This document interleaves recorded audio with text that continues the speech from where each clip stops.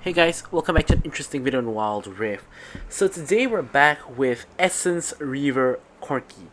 Now Corki, of course, is one of the most strong ADCs, and he's mostly picked when your team needs magic damage because he does 80% magic damage, but of course he can still be picked even in cases where you already have magic damage. And here we have this quote-unquote new build. Of course, this build got popular after Essence Reaver got reworked. Of course, once again, the rework text is still not on Essence Reaver itself.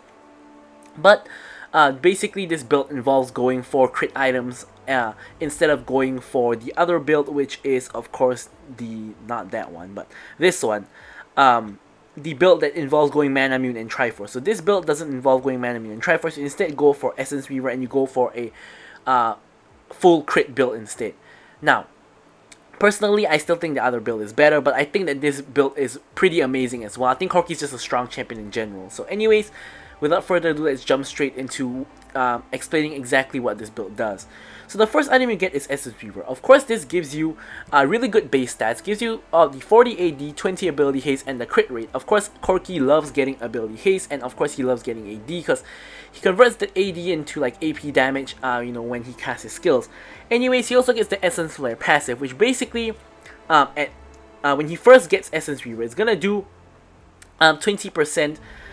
Give 20% extra damage to his abilities, as well as, of course, scaling with crit. So in reality, it's like 22.5% because Essence Reaver itself gives you 25% crit, and then for every other crit item, it's another 2.5%, all the way until you reach, of course, 30% additional damage based off of your crit, which will only happen at your 4th crit item. So anyways, you basically get 22.5 extra percentage damage on your abilities, and really, there isn't really a bad ability to use it on. I initially thought that it would be probably great to use it on your ultimate, especially the big one. Of course, that's true, but using the Essence Flare passive on your Q or even on your E really isn't all that bad. It's not like Misfortune where you have to use it on your ultimate. On Corki, kind of any skill is really useful, and that's the main reason why I think this build kind of works. Afterwards, you actually are going to be getting Solar Recharge, but again, more ability haste, more crit rate, and of course you get the Sunburst passive, which gives you the on-hit magic damage, which synergizes really well with Corki for 2 reasons. Number 1, you get more magic damage, and number 2, you can spam spells because you have 6 charges of your ultimate, so you're going to have Solar Recharge Blade up almost all the time. And finally, you actually get the 40% attack speed, which is of course really useful, for just auto attacking, which you are going to be doing a lot of damage with because you're building a full crit build. Next up, you go for your boots. Normally you get Stasis, and I personally like to take the Gluttonous Greaves because it gives the Omnivamp, and Corki does mix damage, and this allows you to heal off of all of your damage. And then obviously it's IE. IE of course boosts your crit damage as well as giving you crit and AD. And then finally, I like to go with the Immoral Shield Bow. Now at this point, this is our final crit item. Of course, this will once again give us all of the good stats, including the physical vamp, which Corki doesn't really use very well because Corki does mostly magic damage. So the physical vamp and the Battle Fury is going to be almost completely useless, but the main reason you're getting Shield Bow is for the stats as well as for the Lifeline passive. So the Lifeline passive, remember that this is going to be full 100% crit at this point. So this Lifeline passive is going to give you, I believe it's a 500 shield. Yep, so 3 per 1%. Yeah, so 3 times 100 is 300 plus 200 is 500. So you're going to get a 500 HP shield when your shield bow procs, which is of course going to be really useful for anti-burst. Now the alternative option is to go for Navori Quick Blades. Now basically what Navori Quick Blades gets you here, which I've tested, is basically you get a faster cooldown. But on your Q and your ult, it is negligible. On your E, it does matter slightly, but it's mainly for your W. So basically, whenever you auto attack with the Void Quick Blades, you're gonna get reduced cooldown on your W, of course, because you're at 100% crit. So every auto attack you're gonna crit, and this will get your W up faster to allow you to dash away or to even dash forward to reposition, basically. And basically, the Void Quick Blades is built solely for your W. So overall, I felt that while both Navori Quick Blades and Shield Bow are both useful, I think I do prefer Shield Bow, just a little bit. And for our last item, you have a lot of options, very, very flexible. You could go for GA for the revive. You could go for Void Staff for penetration if you need it. You could even go for Riftmaker, of course, for the Omnivamp and all of the good stats, and also the true damage. You could also go for more defensive options, for example, Sterak's Gauge. of course gives you the, or actually you don't go for Stair X Gauge because you already have Shield Bow, but you could go for Stair X Gauge if you went for Navori. So Stair X Gauge of course is gives you a lifeline passive. It doesn't stack with Shield Bow, so you can't go for Stair X Gauge if you're a Shield Bow. Or you could even go for Amaranth Twin Guard if you need more defensive stats. And then for the runes, of course, we go for Conquer for the extra ADM Omnivamp. Brutal for the on-hit damage since Corki auto-attacks a lot. Of course, Bone Plating for the anti-burst or Perseverance if you need that. And Mana Flow Ban because you do need the mana on Corki. Corki always runs out of mana. Even with Mana Mean, he runs out of mana. And the Mana Siphon passive on Essence Reaver, in my opinion, is not enough to keep his mana up. At least not in a reliable way, because sometimes you only want to poke, you don't want to auto-attack, and you don't want to be stepping up to restore your mana using the Mana Siphon passive if the situation calls for you standing far away and poking. So, and of course with the spells, it's going to be Exhaust and Flash as usual. And with all that out the way, let's jump straight into the gameplay itself. Okay, so now jumping into the gameplay. Now, of course, I'm sure many of you guys have probably realized this already, but I do think that Essence Reaver is actually a really strong item, and anybody who can build Essence Reaver as a first item probably should go for Essence Reaver as a first item. You know, of course, champions like Corki, Lucian, MF are the best examples, and I'm even going to be testing out Ezreal with Essence Reaver, and if I find that it works out, if I find that it's good, I'm of course going to be making a video on it. But anyways, we're jumping straight into the action. We're against a Kai'Sa and Ashley. So, Ash, of course, is playing support. Ash support, of course, I rate it very highly, as you guys can see from my tier list. I think Ash support is really good. Probably I do have a biased opinion because I do play, Ash a lot as an ADC player. Or I don't play her a lot, but if I had to play support, playing like Senna and Ashe champions like these as an ADC player is a lot more easy than playing, for example, a Nautilus or a Janna, which is a completely different playstyle from what I am, of course, used to. But anyways, here, Ashe support, really high poke, so you do have to watch out for her volleys. And Kai'Sa, of course, is still a really strong champion, even though she did get nerfed in patch 3.4a. So here Nami hits a beautiful bubble onto the both of them. I'm able to get off my E onto both of them, as well as exhausting the Kai'Sa. Kai'Sa is forced to flash, and Ashe also flashes and heals, so we instantly get pretty much almost all of their summoner spells, whereas me and Nami used only our non-flash summoner spells, so we do have a good flash advantage, especially against the Kai'Sa. Now Corki's early levels are actually really strong, but only if you can hit your E for a sustained period of time. So many people underestimate Corki's damage because honestly his Q and his autos aren't very strong. However, as we are gonna score a quick kill here off of the Ashe. However, you guys can see here, for example, here I'm blasting the Shyvana with my E, and if you can blast people with E for a long duration and shred their resistances, you can see that they become really squishy, not just to you, but also, of course, to your allies. And doing this is gonna make your early levels really strong. So basically, what I'm trying to say here is, Corki's early levels aren't actually that strong. However, if the enemies make a mistake of underestimating your strength in the early levels and they take a long extended trade with you, more often than not, you're gonna win that trade, and I win that trade almost every time. So basically, for example, if you're against Kai'Sa, and Kai'Sa is just blasting you, trying to proc her passive, and she's standing in your E. At the start, she's not gonna be taking very much damage from your autos, but by the end or the middle of the E, she's gonna realize that one of your autos does a ton of damage, and it's not because your autos do a lot of damage. It's because her resistances got shredded by your E, which of course, a lot of people do underestimate Corki's early game damage, and that is one of the reasons why you can sometimes score early game kills on Corki. But anyways, of course, if we assume that our opponents are not going to do something like that, then Corki's early game really isn't all that good. All you can really do here is just poke people down with your Q and basically spam your Q off cooldown, try to auto them if they get too close, and when you have your ulti, of course, you try to aim your ulti and hit them as well. Here Nami gets a nice wave into bubble. I jump on top of the Kai'Sa, I exhaust her to make sure she can't run away and she can't fight back either. And then basically I unload my whole E onto her face, and then I basically just auto attack and blast her down for the quick kill. Really nice move there by Nami, standing inside the bush and launching her ulti, so they weren't expecting it at all. Then into the guaranteed CC of the bubble, allowing me to easily pick up the kill onto the Kai'Sa. So here, of course, we're starting to slowly accrue an advantage in lane already. Here, we're trying to clear up the minions before we back. Alright, here, of course, you can see that we're running out of mana, and mana flow ban is helping, but at the end of the day, not all that much. Here, our recalls get interrupted, of course, by a Void Seeker, as well as a Volley.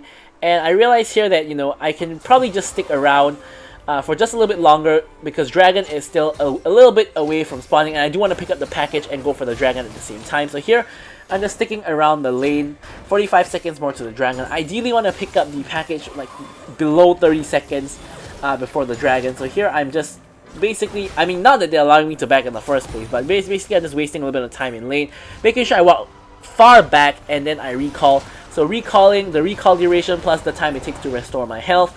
You know, it should be about time to pick up the package. As you can see here, Dragon is 20 seconds from spawning. I'm going to pick up the package and I'm going to head over to the Dragon. You can see that Master Yi and Shyvana are both looking to contest the Dragon, which makes sense since Shyvana obviously wants Dragons for the scaling, and of course our team wants to deny that scaling.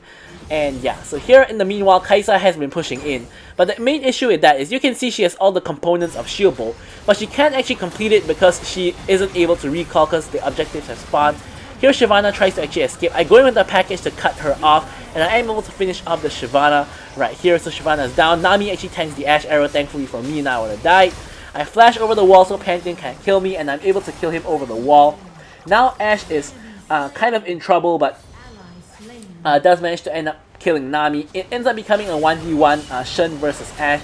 My team realizes that probably it's not the best idea to focus our energy on killing Ashe. It's a better idea to just focus on denying the Dragon, which is what we do. Shen is able to get a little bit of damage onto the Ashe, but with the Ashe under the tower, Shen cannot really pick up the kill onto the Ashe, of course. So what we're going to do here is we're going to just secure the Dragon, and I'm going to recall, pick up my Stinger, which is going to build into my Slurry Charge Blade, and then I can hit back to the lane. Now without the package, and with Ashe in the lane, probably Kai'Sa is going to come back to lane as well. There she is. Makes no sense for me to go to Herald because they are going to be getting a lot of free tower plates if I do that. So instead, I'm just going to stick around here and I'm just going to clear out these minions.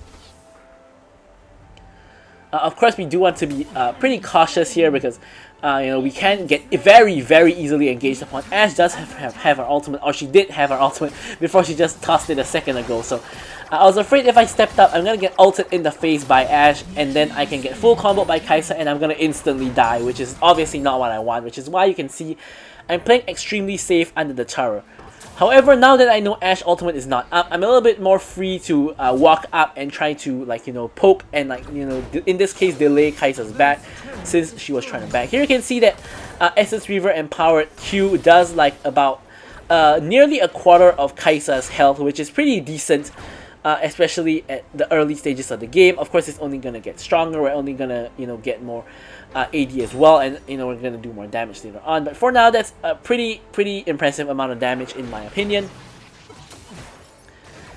Now here, Kai'Sa is pretty much just in lane 1v1 versus me. We don't know where Ashe is at the moment, and so we're just basically just 1v1, keeping the Kai'Sa busy. And Nami's headed back to lane already. We're gonna plop the control ward there to ensure, you know, we aren't ganked. Here I'm thinking Kai'Sa's probably wanting to recall, which is why I'm checking all the way up to see if I can catch her trying to recall again. We can see Shyvana has just cut the control ward to get at the Ashe, so we know that you know, we're back to a 2v2 and Shyvana is somewhere topside. Now she appears in mid, so we can, you know, play a little bit more aggressive if we need to, since the Shyvana is no longer around.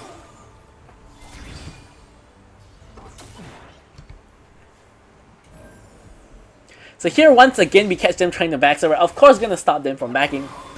Same as what they did to us the last time. And now we're just going to push in. And basically pushing in forces them to stay and collect the minions, of course. And of course, with Corki's long range, you can also try to land some poke under tower if you need to. Here, Ashe does ult me in the face and Pantheon comes in, but very nice disengaging ultimate by the Nami here. And Master Yi comes in for the counter gank, and basically we end up being pretty even over here. Here I nearly kill the Ashe. Ashe lives on 1 HP, which is really unfortunate. I end up flashing Shyvana's E, which also allows me to live. not on 1 HP, but I think that Shyvana E would have killed me, or almost killed me at least. Shen comes in with the ulti to turn the tide, and we are able to end up picking up a kill on both Shyvana as well as Kai'Sa. But my team kind of trolls here. We all go into tower when the minions are dead. And yeah, so here, me and Shen are going to stick around. I'm just going to leave the minions for Shen, since he already committed his ult to come topside, and we won the fight. Sometimes can be a little bit nice, and let's let Shen take the minions. Of course, here what we're not going to take is the package, because we don't need the package yet. We want to save it for the dragon, which is going to come up in just under a minute. Here we did manage to complete our Slurry Charge Blade though, and of course this is another major power spike. We're going to be even stronger, both in terms of Essence Reaver passive being stronger, as well as our auto attacks and everything just in general just being stronger. So here you can see we're already starting to do decent damage. We're critting for over 300 per auto. And here Kai'Sa is left under tower by herself. Yasuo is in the area, but we only have one cannon minion to work with, so it's really difficult to dive. Here I'm trying to clear up the minions, kill the tower, and back to get package. That's optimally what I want to happen here. So here we're going to force down the tower. We have Yasuo covering for us. Pantheon tries to come in again, gets the stun on me again, and Ashe Arrow comes in again. Shen Out comes in again. Shyvana also comes in again, and we basically have a repeat of the fight we just had, except that this time Yasuo is here instead of Master Yi. So here, I was going to back and pick up package, but then I realized that there's actually no need for that because Shyvana is dead. And here we basically have a free dragon because everybody is still busy respawning. Pantheon out, is not available because he's dead. Shyvana is dead. Kai'Sa is also dead. We can see Ashe in mid where Master Yi just killed him. And here we are able to pick up the dragon for free because Malphite is also bot. So now we can finally back, and now we're gonna be able to, of course, purchase our Gluttonous Greaves as well as our Stasis. And here there's no reason to take package because once again there's no fight happening. You only really want to take package when there's a fight happening because you don't want to put pressure on yourself to find a good use of the package. You want to basically make the situation as simple as possible for yourself. And when there's a fight happening, take the package, and that's gonna allow you to, of course, use it in a much more effective manner and not just completely waste it, or even worse, try to force a play using the package and get yourself killed, which I have done way too many times. So here there's a huge wave starting to stack up in top, so we're gonna head over to top and clear out the wave. And then you can see that in mid lane looks like a fight is kind of breaking out.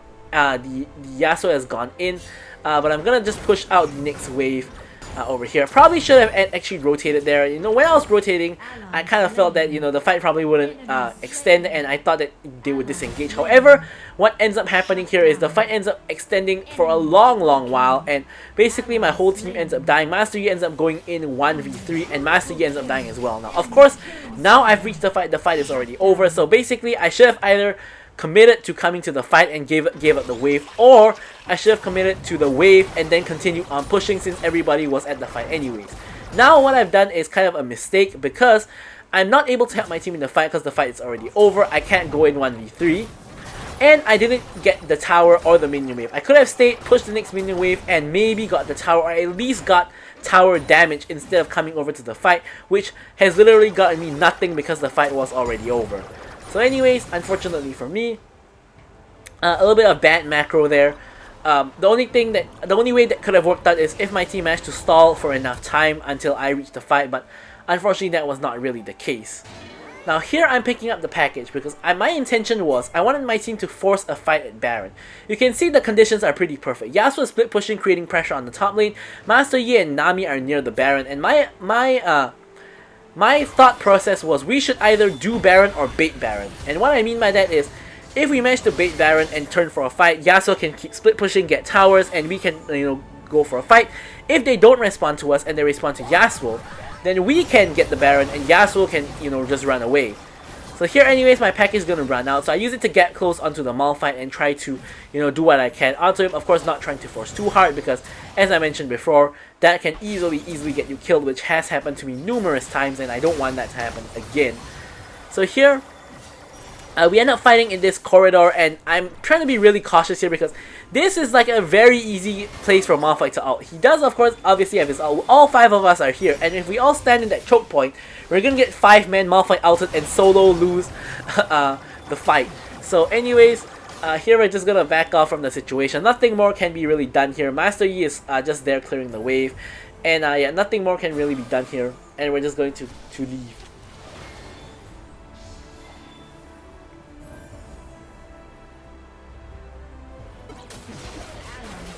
Right, so the red buff is up. I'm just helping Master Yi to pick up the red buff a little bit faster. Here I'm able to, of course, take the buff share. And the next dragon is going to come up relatively soon. However, obviously, because we just used our package, we're not going to have the package anymore, which is somewhat unfortunate. But, you know, sometimes you do want to use the package to try to force a Baron, but my team was just not on the same page as me.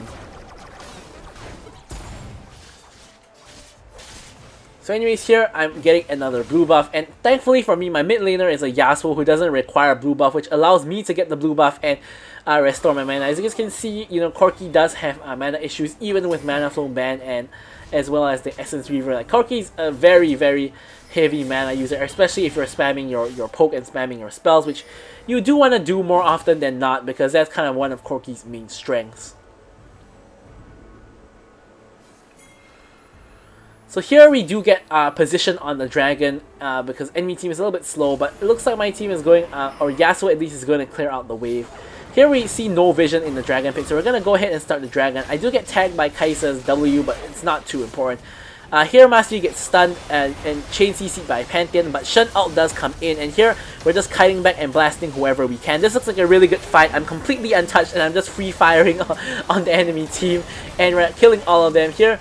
Honestly, I didn't really need to flash for Kai'Sa there, but I was afraid she was going to escape and I ended up flashing. But my team ends up picking up triple dragon. Honestly, I'm not sure why this Malphite is just split pushing constantly. The Malphite has almost never been in team fights, unfortunately for his team. And he's just been split pushing the whole game. And that's honestly really good for us, but it's kind of tragic for the enemy team that your Malphite is split pushing constantly and he's not going for team fights at all. Unfortunately for them. Anyways, here we pick up Dragon, we pick up Baron, and we're going to back. We almost have IE, so we're gonna wait a couple seconds longer, I believe, to pick up the IE. There we go, IE completed. So here, the reason why I'm picking up package, although there's no objective, obviously we just took both objectives. We can use Baron to push, and having the Baron push with the package is very threatening to the enemy team, because they know that if they misstep, you know, the package can come in and destroy them all. Speaking of which, here I'm coming in with the infamous Corki flank, and I go in with the Corki flank, pop the stasis, look at how the package is destroying Pantheon's health bar, and I somehow managed to make it work. Now honestly, in hindsight, this was a pretty stupid move, because my intention was that Master Yi and team is going to keep the enemy busy. I'm going to come in from behind, you know, with the Corki flank and cut off their escape. But in reality, what happened was, it was just Master Yi without the team, and Master Yi was kind of trying to disengage, and the whole enemy team ended up turning around on me. Now, thankfully for me, I was able to use my package Unstoppable to prevent myself from getting ulted by both Malphite as well as Pantheon stun. So, you know, this could have easily been a disaster where I was carrying the package, I get CC'd by Malphite, I get CC'd by Pantheon, and I just die instantly. But what ended up happening here is that I happened to use the package at the correct time, and out of that huge package play, we're able to actually pick up, I think it was like 3 kills and like 2 inhibitors, and we're even going for the 3rd inhibitor now. But our Baron has of course run out. Here I managed to dodge another Malphite out using the W, so Malphite 0 for 2 when it comes to ulting me.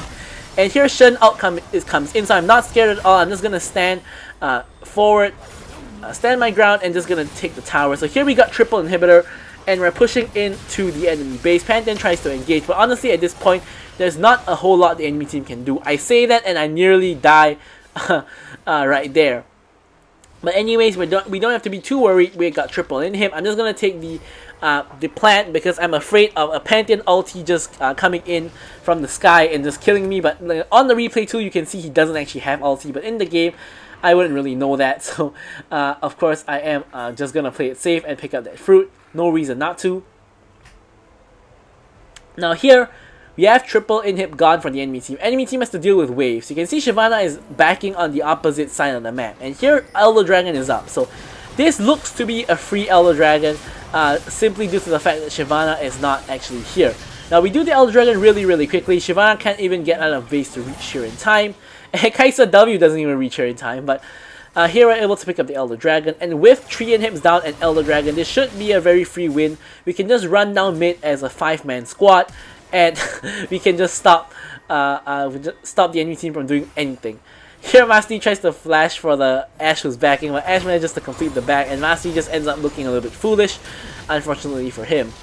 So here the whole enemy team is of course in the base. Here I'm of course afraid of the Malphite ult, and here it comes. It does end up hitting, but ends up being completely no follow-up whatsoever, and we end up just destroying them outright. Here we have run out of minions. Here I'm just trying to play the snipe game, and I do manage to get the Ashe off of the ult snipes. And here once again I'm just trying to snipe people down. Here I'm chasing in for the Kai'Sa and the Shyvana. I'm flashing in, getting the snipe on the Shyvana again. Here again, trying to snipe down the Kai'Sa. Honestly, I launched the big one there, and I think that would have killed the Kai'Sa, but unfortunately the game ended and we would never know. Of course, I'm going to leave you guys with the stats as usual. Thank you guys so much for watching the video, and goodbye.